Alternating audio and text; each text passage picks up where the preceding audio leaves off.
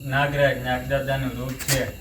જો કે ફોટોમાં બધી જગ્યાએ તો તમને ઘણી જગ્યાએ આ રીતે જોવા મળતું હશે, પણ ઓરિજિનલ એનું આ રીતે ખતરનાક રૂપ છે એ નસીબ હોય તો જ અને ક્યારેક જોવા મળતું હોય છે।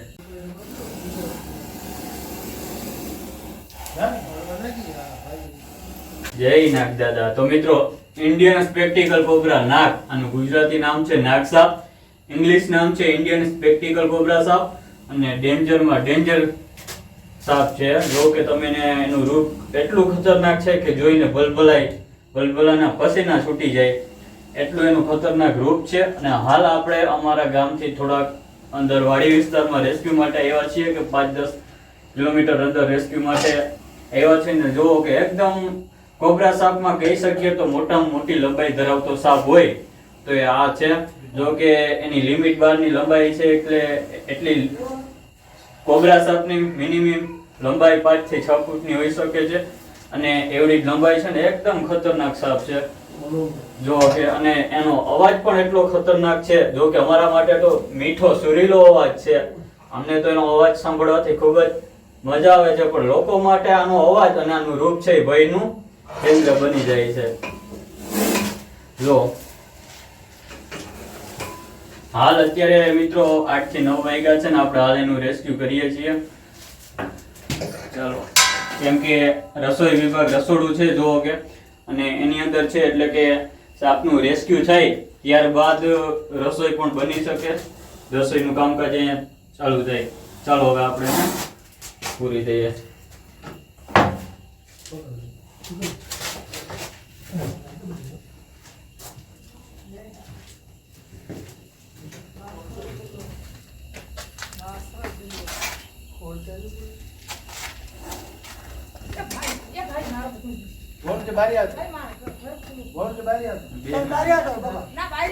કઈ ટેન્શન ના લ્યો, અમે છીએ।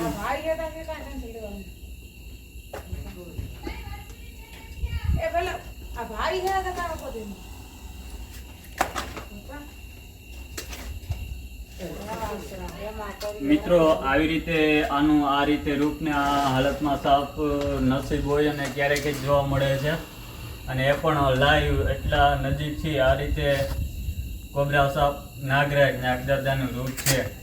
જો કે ફોટોમાં બધી જગ્યાએ તો તમને ઘણી જગ્યાએ આ રીતે જોવા મળતું હશે, પણ ઓરિજિનલ એનું આ રીતે ખતરનાક રૂપ છે એ નસીબ હોય તો જ અને ક્યારેક જોવા મળતું હોય છે।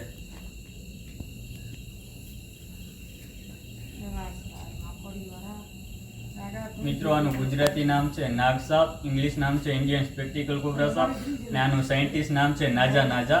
જો કે આ સાપ ઝેરી સાપ આવે છે અને આમાં ન્યુરોટોક્સિન નામનું ઝેર આવે છે, જેના કરડવા બાદ માણસ કલાકથી 1.5 કલાકની આજુબાજુ જો કોઈ પણ ઝાડફૂંકની કે ચક્કરમાં પડે તો મૃત્યુ પામી જાય છે। માટે આવા સાપ ક્યાંય પણ ઝેરી અથવા તો બિનઝેરી સાપ જોવા મળે તો એને ટચ કરવાની કે એને છેડવાની કે એને પકડવાની કોશિશ નહીં કરવી, એને જાતો એ રસ્તે જવા દેવો। કેમ કે જ્યારે પણ કોબ્રા જેવા સાપ હોય અને આપણે એને છેડવાની કે બગાડવાની કે એને કંઈ પણ ચારો કરીએ છીએ, જ્યારે હઠીલા સાપ છે, કોબ્રા સાપ એટલે એક હઠીલો સાપ કહેવાય છે અને એનો હઠ છોડતો નથી ને આ રીતે જ્યારે ફન ઊભું કરી આવી રીતે ફન ઉઠાવીને ઊભી જાય છે ત્યારે પછી જાતો નથી ને એકદમ જ્યાં સુધી ખતરો મહેસૂસ થાય ત્યાં સુધી એની જગ્યા નથી છોડતો।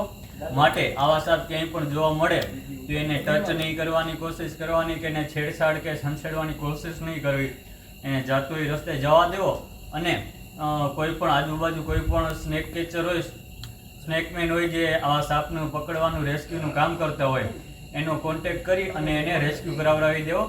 કેમ કે આવા સાપ છે એ આપણા માટે બહુ ખતરનાક સાબિત થઈ શકે છે। જ્યારે કે આપણે ક્યાંક ભૂલ કરીએ છીએ, સંચેડીએ કંઈ પણ થઈ જાય તો જ્યારે એ ખારો થઈ જતો હોય છે ત્યારે એનું કંઈક આ જ રીતે વિકરાટ રૂપ ધરી અને પછી સામો ઊભો થઈ જાય છે। માટે એને સંચેડવો કે નહીં, જાતો એ રસ્તે જવા દેવો। ચાલો આપણે એને આમાં પેક કરી દઈશું।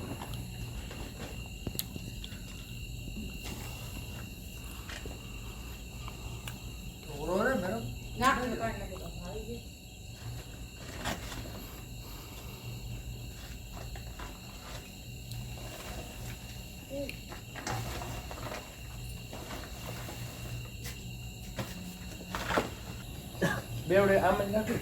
હા આયો રાખો દી છે જોઈએ તો ભાઈ હજી વધારે નહીં હવે છે ને એક ખાલી સુયો કેવું લઈ લ્યો કુયું આમાં ખાલી હોલ કરી નાખીએ કદાચ કે એમાં જગ્યા ન રહી હોય તો એને ઓક્સિજન માટે હવા મળી રહે એ માટે ફાઇનલી કોબરા સાપ હતો ને એનું રેસ્ક્યુ થઈ ગયું છે. કેમ કે અવારનવાર આવા સાપ જ્યારે ઘરોની ગ્રહણ વિસ્તારની આજુબાજુ કે રસોડા વિભાગમાં કે અમુક એવા વિભાગમાં આવી જાય છે ત્યારે જો કે પબ્લિક છે એની પાછળ કાંઈ પણ ઓપ્શન નથી રહેતો. જો કે ઘણા લોકો હોય તો એને હિંમત કરીને ભગાવી દેતા હોય કે દૂર છોડી આવતા એવું કરતા હોય, પણ અમુક વ્યક્તિ એવા હોય છે જે એનાથી ખૂબ જ ડરતા હોય અને એની પાસે કોઈ પણ પ્રકારનું ઓપ્શન ના હોય ત્યારે અમારા જેવા વ્યક્તિનો કોન્ટેક્ટ કરે અને ત્યારે અમે એને અહીંયા પહોંચી અને રેસ્ક્યુ કરીએ છીએ. અને ત્યારબાદ અમે અત્યારે સાપનું રેસ્ક્યુ કર્યું ત્યારબાદ એનું જમવાનું બધું અત્યારે હવે બંધ છે અને એક એનું જે ટેન્શન ભય હતું એ ભય મુક્ત થઈ ગયા. કેમ કે કદાચ સાપ અહીંથી તગડીને આડાવાળો છેટો પણ વહી જાય તો એને કાયમી માટે ભય રહે કે ભાઈ સાપ અહીંયા હશે જોવા મળ્યું હોય એટલે પછી કાયમી માટે બીક રહે. પણ આ એક રેસ્ક્યુ કરીને એવી દૂરી જગ્યા ઉપર મૂકી દેશું કે ત્યાંથી આ એના રહેણાંક વિસ્તારની આજુબાજુ ક્યારેય બી ન પહોંચી શકે. એટલે ફાઇનલી હવે આપણે સાપનું રેસ્ક્યુ થઈ ગયું છે અને આ જ હાલતમાં આપણે મોટા જંગલ વિસ્તારની અંદર આઝાદ કરી દઈશું. અને જો વિડીયો પસંદ આવ્યો હોય તો લાઇક શેર અને અમારી ચેનલને ફોલો કરવાનું અને મેન તો તમારે મનનું મંતવ્ય કોમેન્ટ કરવાનું ના ભૂલતા કે વિડીયો વિશે શું કહેશો કે કામ વિશે શું કહેશો એ કોમેન્ટ કરજો ને વિડીયોને જરૂરથી શેર કરજો. ધન્યવાદ, ખૂબ ખૂબ આભાર.